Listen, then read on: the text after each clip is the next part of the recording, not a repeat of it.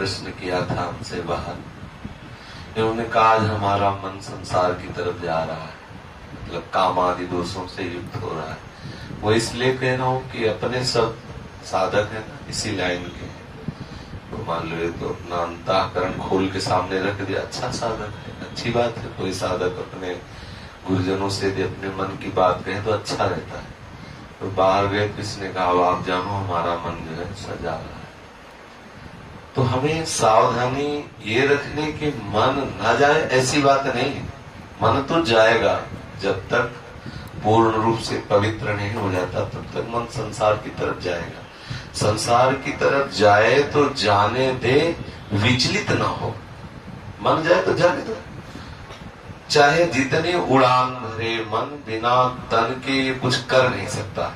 पहली बात तो समझ लो, मन जब कामादि दोषों से युक्त हो उस समय इतनी सावधानी रखनी कि उसके कथनानुसार, मन की प्रेरणा के अनुसार हमें कोई चेष्टा नहीं करनी। तो इतनी बात ध्यान रखनी।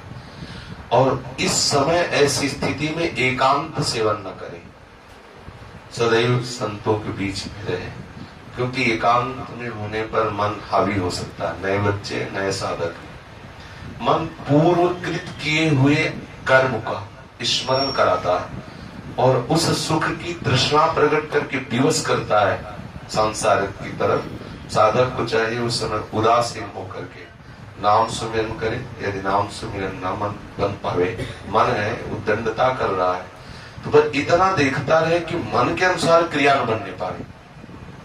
वो थोड़ी देर के लिए आएगा, ये बराबर स्थिति नहीं रहती। जैसे भजन की कभी कभी ऐसी रसमय स्थिति आती कि लगता है काम बन गया, लेकिन वो बराबर नहीं रहती, वो फिर हट जाती है। ऐसे ही जब हमारा मन गंदा भाव अंदर प्रकट करके विचलित करता है, तो उस समय सबसे पहले धैर्य साधक को यह रखना चाहिए कि स्थायी वृत्ति नहीं है, आई हुई है चली जाएगी, घबराने की जरूरत नहीं। एकदम तन्मय होने की जरूरत नहीं कि हाय हमारा मन वैसे दोष से युक्त हो गया, अब क्या होगा, कुछ नहीं। कभी गर्म हवा चलती, कभी ठंडी हवा चलती, आ गया है कामादि दोष मन में आ गए, संस्कारवश, स्वभाववश, संगवश, भोजन, कहीं न कहीं कोई त्रुटि होती है, कहीं न कहीं प्रमाद होता है, ऐसी वृत्ति आया चला जाए। उसके प्रति इतना महत्व न रखे कि आय मच जाए हृदय में। अगर उसके प्रति तन्मयता करोगे तो क्लेश का अनुभव होगा। तो हमें ये सावधान रहना है कि उसके अनुसार क्रिया न हो और उसके प्रति कोई महत्व बुद्धि न दे और भयभीत होने की इसलिए जरूरत नहीं कि मन में इतनी सामर्थ्य नहीं है कि वो क्रिया के बिना हमें नष्ट कर दे। उसमें इतनी सामर्थ्य नहीं, क्रिया होने न पाए, इसलिए साधु समाज में रहे, संतों के संग में, साधकों के बीच में रहे तो क्रिया बनने नहीं पाए। और क्रिया ना बनी तो मन धीरे धीरे धीरे वो अमना होने लगता है। जिस भाव के लिए मन प्रेरित करे उसको वो भाव ना मिले तो धीरे धीरे मन का मन पर नष्ट होने लगता है। जिस सत्ता के कारण मन कहा जाता है, मतलब संकल्प, भोगों का संकल्प ही मन का जीवित रहना है, भोगों से निसंकल्पित हो जाना ही मन का मर जाना है।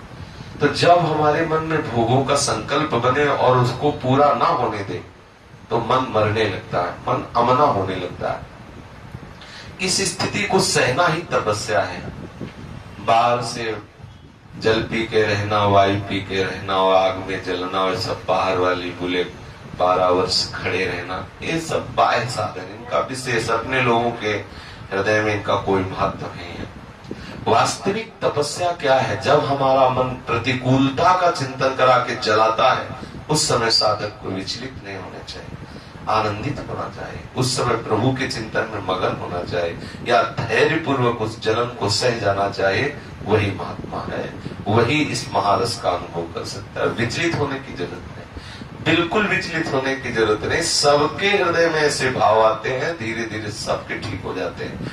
भगवान नारद जी ने भी प्रेमा भक्ति का जो सूत्र वर्णन करते हैं उसमें लिखा है कि पहले कामादि दोष तरंग की तरह आते हैं, समुद्रात जाए। अगर हम उनका जो तरंग की तरह उदय हो रहे हैं उनका चिंतन करके वैसी क्रिया ना करें तो तरंग उठी खत्म हो जाएगी। और यदि आपने कहीं क्रिया कर दिया उसके अनुसार तो वही तरंग समुद्र बन जाएगी, फिर पार होना बड़ा कठिन है। समुद्र बन गई तो डूबना ही पड़ेगा।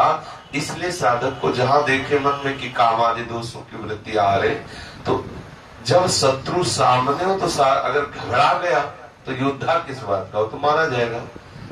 सबसे पहली बात है कि हमारे हृदय में भय नहीं होना चाहिए। काम आया ठीक है चला जाएगा खत्म, उसके प्रति मातृ बुद्धि इतनी नहीं, और भय सावधानी ये रखनी कि क्रिया न बनने पाए। साधकों के बीच में रह करके हमें उस समय एकांत में, नए साधक को एकांत सेवन उस समय नहीं करना चाहिए। जहां मन ऐसे विचलित हो तो संतों के बीच में आ जाए और नाम बाणी आदि में अपने मन को लगावे, धैर्य पूर्वक रहे। कुछ ही समय में नष्ट हो जाएगा, वो चला जाएगा भाव, वो हृदय में स्थित होने वाला भाव नहीं। ये सब आगंतुक है। आगमा पाइनो अनित्यास दास्ते दीक्षस्व भारत, आने जाने वाले, इनका कोई महत्व नहीं।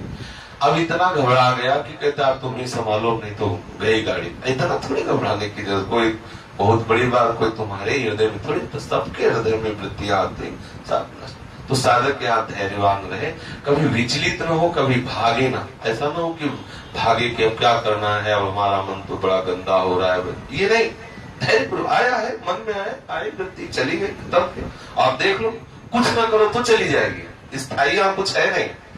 बड़ा वेग आ रहा है, तो कुछ देर धैर्य पूर्वक अपने को बचा रखो, अपने आप को निकल जाएगी वृत्ति गई। एक बार जितनी वेग से आएगा, यदि आपने उसके अनुसार क्रिया नहीं होने दी तो थोड़ा अगली बार कम आएगा, फिर और उससे कम आएगा, फिर धीरे धीरे धीरे, फिर एक दिन ऐसी स्थिति आती है कि स्फुरण हल्का खत्म, फिर एक दिन होता है कि ऐसा भाव ही खत्म हो जाता है। ये भाव ही खत्म हो जाता है कि ऐसा भी कुछ है, वो मन पवित्र होकर प्रियालाल के चरणों में लग जाता है। इसलिए साधक कभी घबरावे ना, कभी भयभीत ना हो, दृढ़ता पूर्वक अपने मार्ग में चले। वो आया है चला जाएगा, उसके प्रति कोई महत्व बुद्धि न करे, वो बिगाड़ेगा तभी जब आप उसके अनुसार क्रिया करें।